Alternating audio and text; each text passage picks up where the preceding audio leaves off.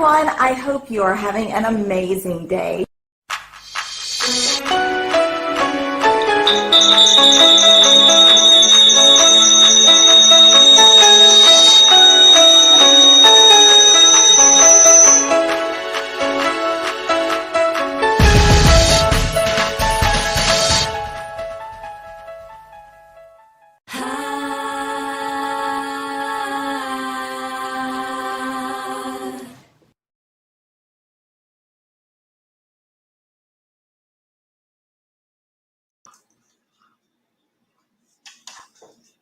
Hi everyone, thank you so much for joining me for my first live tutorial.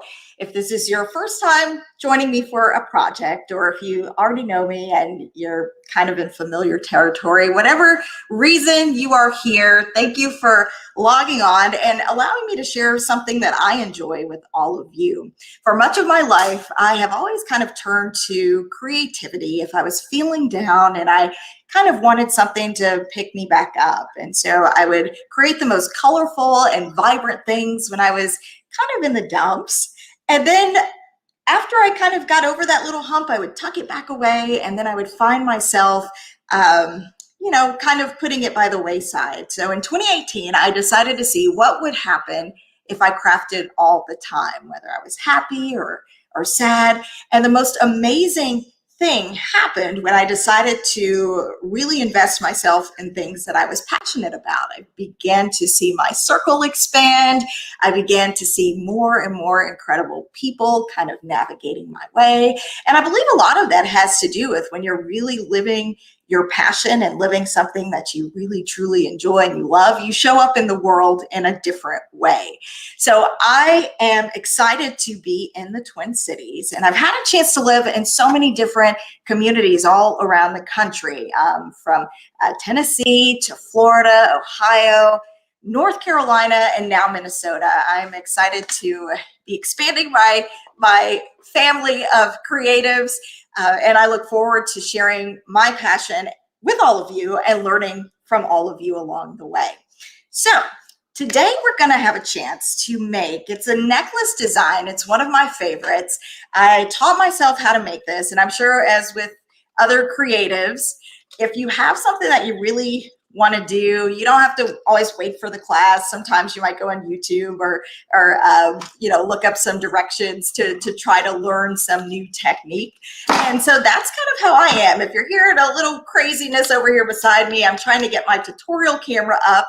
My husband's helping me out with that today. So as soon as we get going on that end, you'll be able to see all of the bits and pieces as we make this necklace design today. So I'm one of those folks, and maybe some of you are this way too. When you see something, you're like, how's that put together? How do they make this? How do they do this or that? I'm one of those types of people. So I kind of, pick things apart and try to see how things come together and how do they do this or that.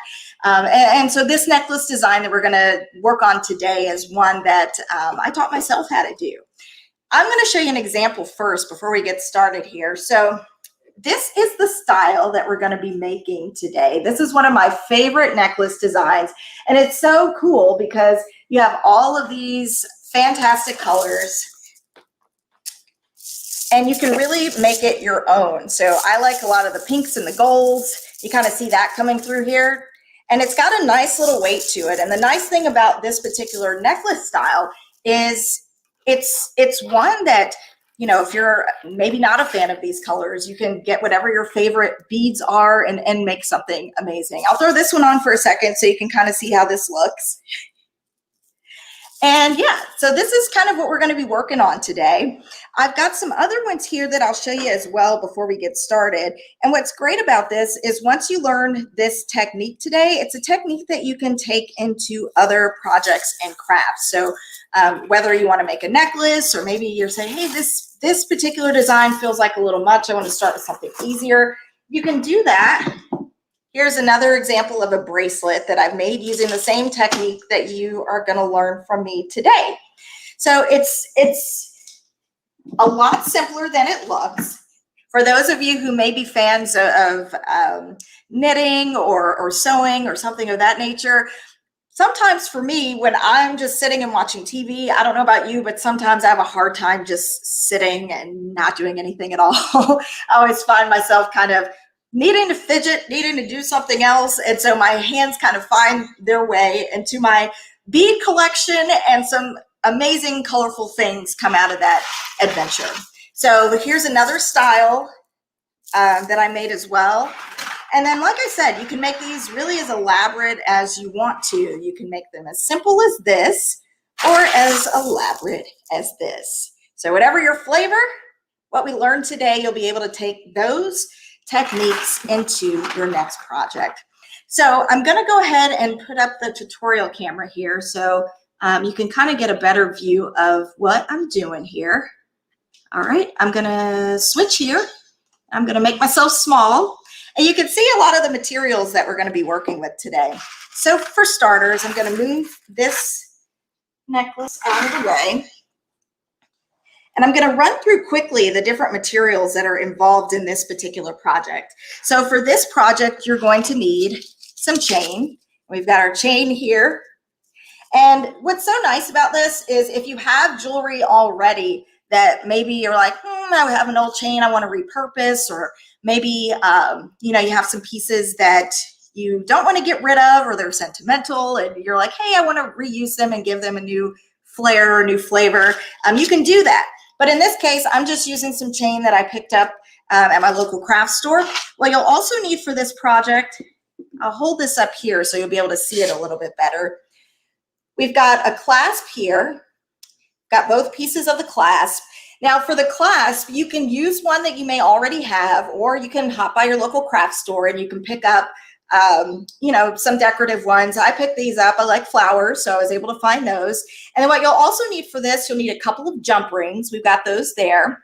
And then you'll also need, what we have here is head pins. And you'll need a lot of head pins because each one of those, you'll need each one to secure each one of your beads to the chain here. So it takes a lot of head pins, maybe a lot of patience too, but those are your supplies. You'll also need a couple of pair of needle nose pliers. And I say needle nose pliers are great. You can get away with one, but you would probably want 2 pair of pliers. And I say that because you don't want to damage your nails, save the nails. And you don't want to cause too much damage on those, trying to twist and bend the head pins and the jump rings. So those are the supplies that you're going to need. And in just a second here, we're going to get started. You've got your beads, your head pins, your necklace clasp, jump rings, chain, and needle nose pliers. Before we get going, I'm going to show you, I have a lot of beads because a lot of the crafts that I enjoy making I find myself back in bead territory. So I'll show you right here kind of quickly what I'm going to be pulling from. This is a set that I created for myself. I found this storage bin, and then I got all of the beads that I liked. I use a lot of glass beads, glass pearls, clay beads. I like these rondel beads and metals. So I really enjoy mixing different colors and textures to create a design of my choice. So you can really make any of these pieces your own. And the techniques that we learned today, you'll be able to take those into your next project. And hopefully with holidays and birthdays and different things coming up, you'll be able to create something that's unique, one of a kind for your mom or a relative. If you want to venture into creative territory for your gift giving, you can do all of that. And these techniques will create something that it looks like something you could have picked up in a store, but you didn't. You just use your creativity to make it happen. So I'm going to switch my camera back here, and we're going to talk a little bit about how we get started here. And in just a moment, I'm going to have the directions here too kind of pop up on the bottom of your screen so you can follow along. And once you kind of see how all of these pieces come together, you'll notice, oh wait, this is just a lot of repetition, but stick with it, and eventually I'll end up with one of these amazing designs. So the first thing we want to do is measure the chain to the desired length. You can do that a couple of ways. If you want to get your tape measure out, you could do that if it's better for you. Another thing, if you're like, I don't know where my tape measure is and I just, want to quickly get to a size or a length that works for me, this is a necklace that I purchased. I did not make this one, but if I like the length of it, sometimes I'll just stretch this out, get my chain, and I'll just measure that way without the tape measure. So really whatever works for you. If you're feeling lazy, sometimes I am, I'll just get my favorite necklace out and do it that way. And then you'll just measure the length of your choice. And so the next thing we want to do is use our needle nose pliers to cut the chain to our desired length. So I've actually already got a piece here that I've previously measured out that's already cut. And then if you have not already cut one though, you can just grab your needle nose pliers here once we get the desired length. And I don't want to mess up my nails, as I told you before. So I'll just use my needle nose pliers and just twist. And then once you open that link, you'll be able to remove the piece that you need. And then we'll put the rest of this chain to the side. And so we're going to keep going here. And we've pried our jump ring apart. And then the next thing we want to do is work towards adding our clasps. And for adding the clasps, you're going to need your 2 jump rings that we needed for this project. And the jump rings, again, to show you just what those are, it's the 2 little circles that we have right here. You're going to use those, and each one of these we'll use in order to attach our clasp to the chain that we just measured. So what we're going to do, I'll move this aside so you can kind of see it.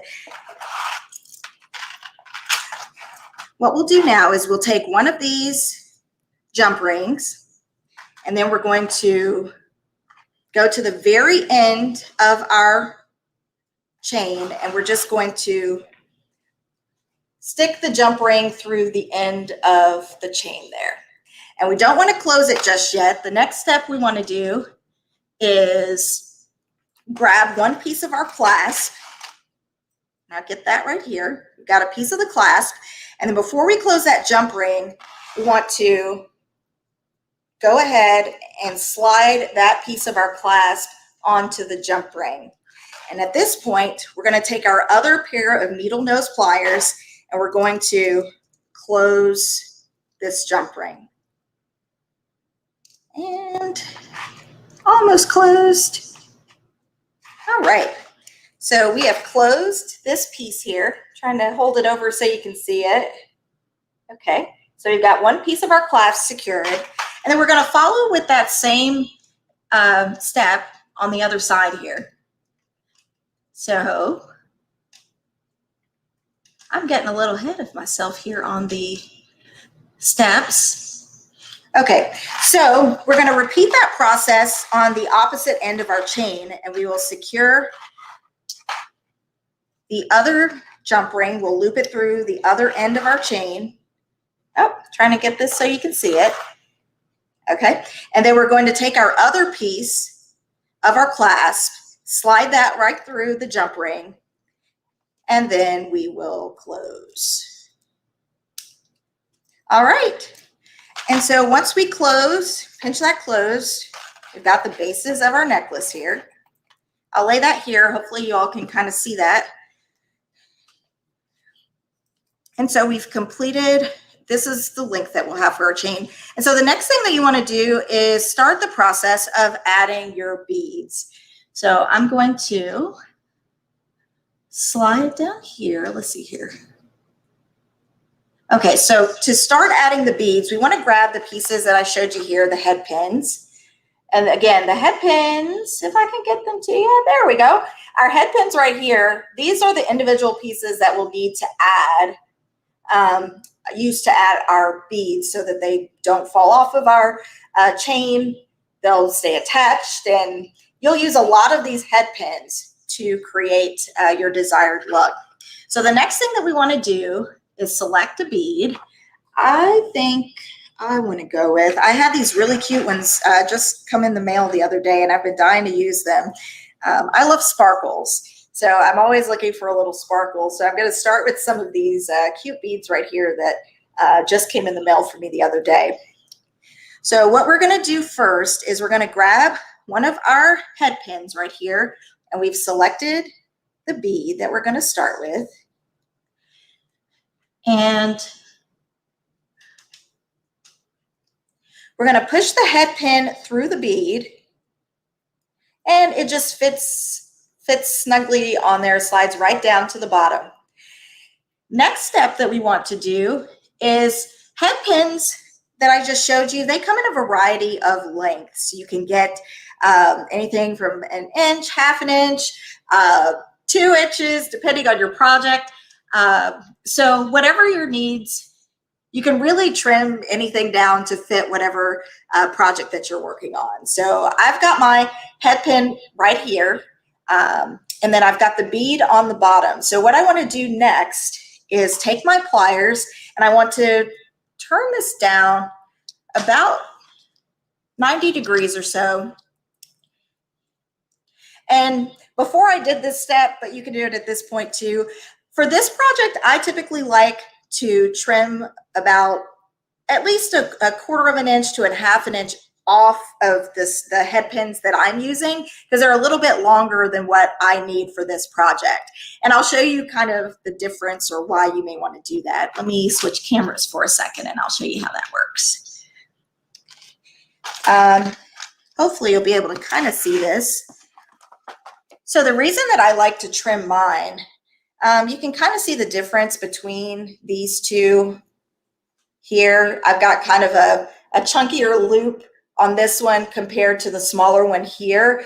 I don't like having a lot of space between the beads if I can avoid it. And sometimes this just creates more space where you might find yourself having to add more beads in order to make the fullness that you need. So I just tend to trim off the excess piece of the head pin so that I don't have to deal with that. And you can kind of see the difference between those two loops there. I'm going to be trimming so that I can get something that's a little tighter like that look there. So I'll switch cameras back here again. Okay, so I've bent this piece here so you can kind of see, we'll get our little angle. And then I'm going to trim off just a little bit using my pliers, and I just kind of twist a little to get that off. And then we're going to just turn this to form a loop, like a little loop, but you don't want to close the loop just yet. And you'll see why in just a second. So I'll show this to you. We've got a little bit of a loop here. It's not quite closed, close to close, but not quite. And you'll see in just a second why we need to do that. There you go. Hopefully you can see that in the light okay. So for the next step, we're going to take our needle nose pliers, and we'll use those to kind of select our spot on our chain where we want to position our first bead. So I usually, some people may like to actually measure out the exact, I'm going to count 5, 10 links in the chain, and then I'm going to put one. I usually kind of estimate to get whatever I want. I typically will start kind of close to the end. Hopefully you can see this here. And I'm kind of close to my clasp. And then I'm going to just use my needle nose pliers, and I'm going to pinch. And so I've secured that bead to the chain. Oops, yeah, secure the bead to the chain there. And we're going to repeat that process throughout the chain. I'll do a couple more. And in just a second, if any of you would like to pop up for a second, either if you're making this along with me, or if you just like to pop up and say hello for a second, well, just let me know in the chat section and I'll drop the link. And then you'll be able to jump on for just a second and either ask questions or talk to me about crafting or your interest in crafting too. And we'll make this a little bit more interactive so you're not just listening to me all day.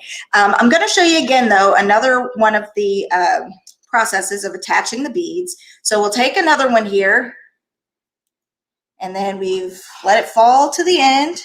On this one, because I didn't do it that way on the last one, I'm just going to twist before I bend. And there you go.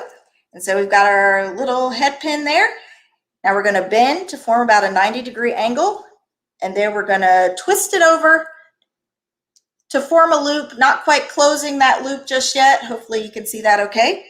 And then we'll pick another spot on the chain, and then we'll secure our next bead. And there you have it. It's a process. It's pretty simple, and you know, you could repeat it. I'll do one more here to show you. Again, we put our head pin on the end. We'll use our needle nose pliers. We'll snip just a little bit off the end here. This one's a little longer than my last one. And we'll drop this here, twist again to get about a 90-degree angle, and then we'll bend this over. And we'll find another spot on our chain. And once we've allowed that to loop through that link, then you just pinch. And there you go. So we've attached 3 so far. And once you repeat this process, I tend to, as I mentioned, I like to kind of go and create a pattern of some sort. I don't always necessarily measure mine out so that they're exactly the same number of links between each one. But the process that I just showed you, you'll follow that process around. And then what you can do next is, for example, with this chain, I might want to come through and split the difference between each of these with a different bead, a different texture, a different color. I tend to like to mix textures because you get a really fun and creative look out of that. For example, if you can see this pretty good, this has a mixture of clay beads. It's got glass beads, and we also have these rondel beads. I tend to like to use 10 millimeter to 12 millimeter. If there's a color that I really like, but I can't find it in a larger bead, sometimes I'll use maybe an 8 millimeter bead. But sometimes if I'm trying to make something that I want to be a little bit chunkier, it might be a little more, you have to use more beads for the smaller ones in order to fill in that space and create that fullness that you may want in your piece. So the process that I showed you, you can continue that all the way around. And eventually, once you've done all of those, gone through and created the fullness that you want, following those steps and repeating them, this is the look that you will be able to create. So it's a little bit time consuming, but as I say, if you're doing something that you enjoy, that time goes by so quickly. So I'll continue to work on this one, but if you have any questions, of course, be sure to drop those down below, and I'll be sure to answer those questions as I see them. So again, we're going to scroll through these steps here, and if you are interested, if I'm kind of going quickly here and you're not sure, I was like, wait, did I miss something? Did I miss something? I went ahead beforehand and I included these steps 1 through 18 in the description box for this video. So you'll be able to open that box up and you'll be able to read those if you want to come back and try this project at another time. You can find a lot of these items. You might have them at home, and you might, instead of going to your craft store to pick up some new beads, you might want to take some of these techniques and you can repurpose pieces that you already have. Maybe you have a mother or a relative that passed and you want a way to remember them, as opposed to putting all of the jewelry in a box that's just tucked away. Maybe you can take some of those pieces, and if it's jewelry, if it's beads, some neat things that you can do with those would be necklaces like this. If you want to take the beads off the chain, you can use this technique to create a new piece, a new memento or something special. Another project that I've done in the past, if you're kind of looking for something to do, if you have old jewelry like the clip-on earrings, I don't know if your grandmother or your distant aunt or someone used to love those clip-on earrings. One of the projects that I have really enjoyed making from time to time is a flower arrangement, something like this, where this one I made using brooches in the middle here. You could actually take clip-on earrings if you like those, and you would be able to, use either super glue or a, what am I trying to say? Super glue, hot glue, whatever your preference is, and secure it to the middle of the flower here. So you can do that throughout the arrangements. And it's kind of a neat way to take those sentimental pieces and give them new life. I like doing the arrangements, and those add a little pop of color, but you can make it a little more sentimental by taking some of those as old pieces and using them there in the middle of your flowers. So it looks like I've got a couple of comments here. Heather, Riley loves your bead box. Thank you very much, Riley. I have a lot of beads, and I feel like I need to organize my box a little bit more. But yes, I have so many bright colors in here. And so it's a lot of fun to come up with different combinations to kind of see what can you create, what can you make out of this to, make something that's fun, unique, all your own. That's the best part of all of this. I've got lots of glass pearls. Those are my favorites. But I also love these sparkly clay beads, which are a lot of fun to work with. And I put those in a lot of the pieces that I make. Hopefully you can see those okay. And then my other favorite, just to add another texture, I absolutely love these little metal beads. These are a lot of fun as well to work with. And just, add a bunch of different colors and designs and create something that's truly unique and special. So you can take the techniques that we're talking about today, and you can use those techniques to make the bracelets, as I mentioned. You could use them to make a keychain if you wanted to. You could use them to make a necklace if you wanted to. You really have a lot of options. And that's the best part about creativity. You can really make it your own. Jennifer, thanks so much for tuning in as well. Thank you. I hope I'm doing a good job. You all are rolling with me on my very first live tutorial. So thank you so very much for joining me. Beverly says, I'm excited with what you're making. Thank you very much, Beverly. And for a lot of you, I'm sure a lot of you have, you're creative at heart, whether it's working with beads or knitting or sewing or whatever it is.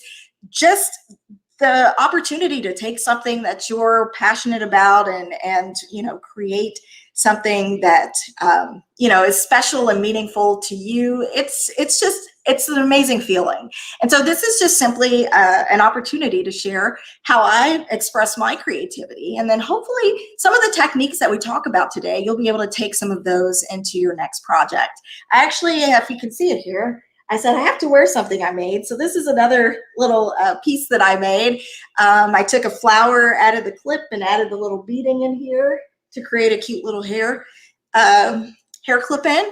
But yeah, so a lot of what we're doing today, it's stuff that you can, if you're sitting at home and you're looking for a fun project that you can do on the weekend, something to do if you're like me and you're like, I don't want to just sit and watch TV. I have to find something to do.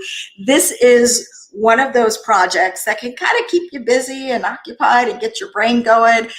Maybe if you're, needing to multitask and you want to have something good come out of by the end of that TV show. Maybe you'll have like a new cute piece that you can give to mom, or maybe something that you could, save and wear for your next occasion. So if you would like to ask any other questions or anything, I am more than happy to answer. I think we've dropped the link. So if you would like to come up for a second and just say hi, we'll be able to do that if you'd like to. Thank you so much, Carter, for joining. Thank you for tuning in. What I'll do now, since we've kind of talked about the basics here, at this point, I will kind of add a few more pieces here to one of the chains that I've started on here. Oh, I was asked, where is the best place to purchase your beads? It depends on what you're looking for. If this is something that you're just starting out with and you're just kind of trying to feel your way around, you can probably just go to your local craft store and just, see what the options are, pick out a few colors. Don't break the bank starting out. Make sure it's something you're like, I want to keep doing this. And sometimes we try things and we're not sure if that's what we want to keep doing. So don't break the bank starting out. Go to your local craft store. Sometimes you can actually buy like the necklace, like you'd be able to get one that's already got the clasp.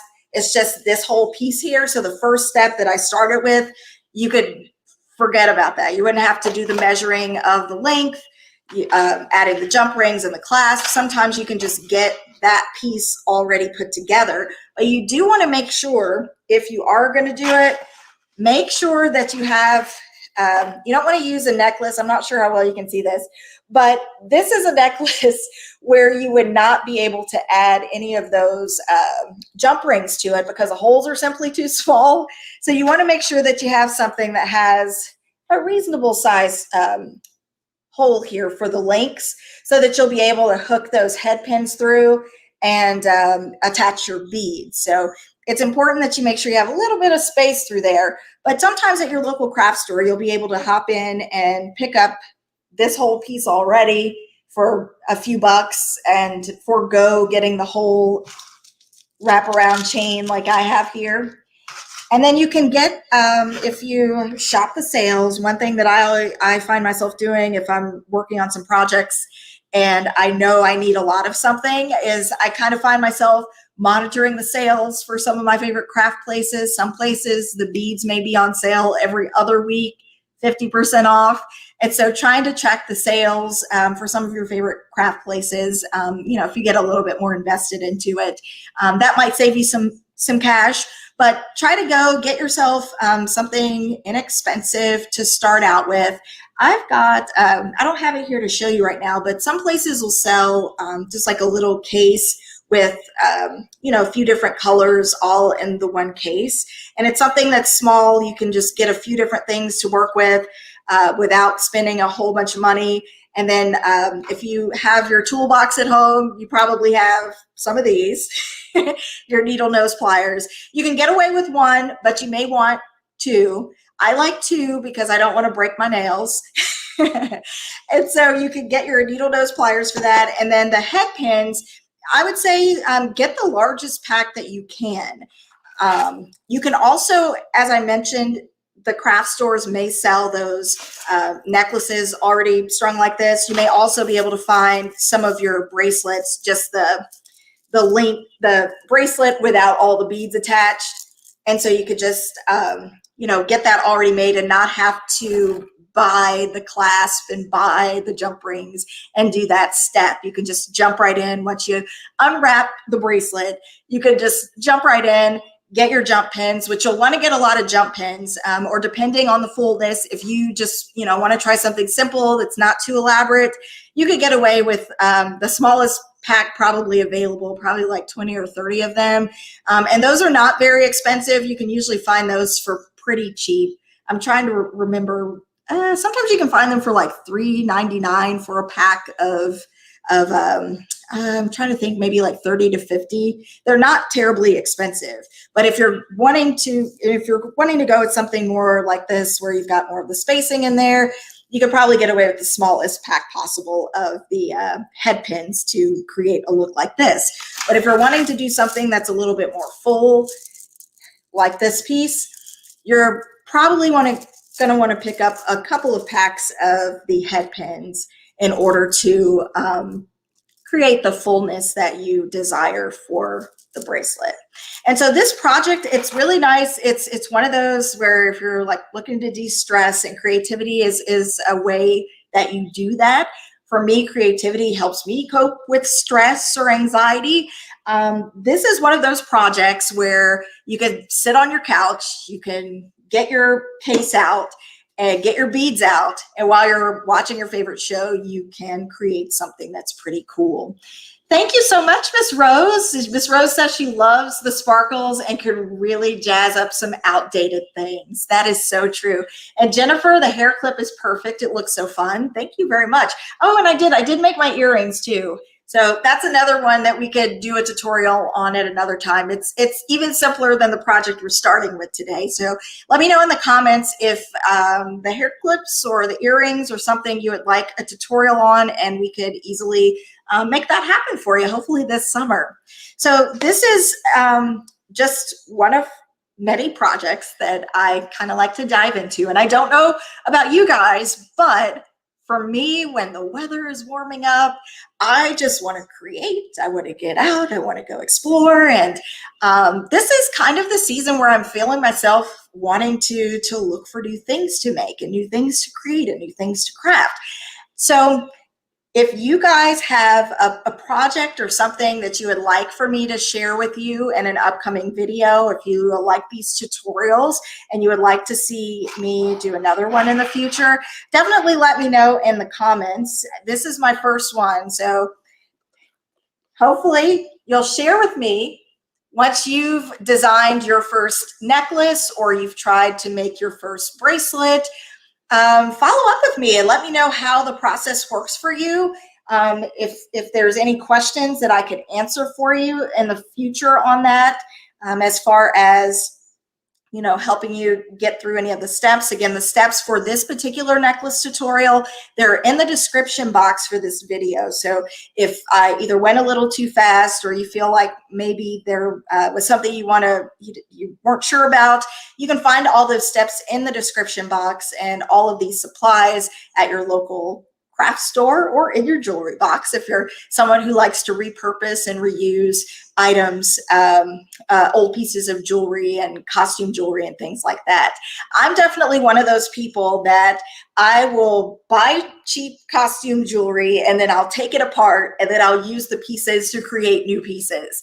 That's one of my favorite things to do, because sometimes at the craft store I may not necessarily find, there may be a unique bead that I want that I can't find at the craft store. Well, I might buy some cheap costume jewelry, take the jewelry apart to get the really cool creative beads that I want to use. So really it's an opportunity to make each piece your own. And hopefully you'll be able to take some of the techniques I shared with you today into your next project. Thank you all so much for watching. I see Heather, so fun. Thanks for sharing with us. We've got, I think Liz says the necklace is gorgeous. Thank you so much for tuning in. I appreciate it. And hopefully we'll be able to do this again sometime. I'll see you guys later. Take care.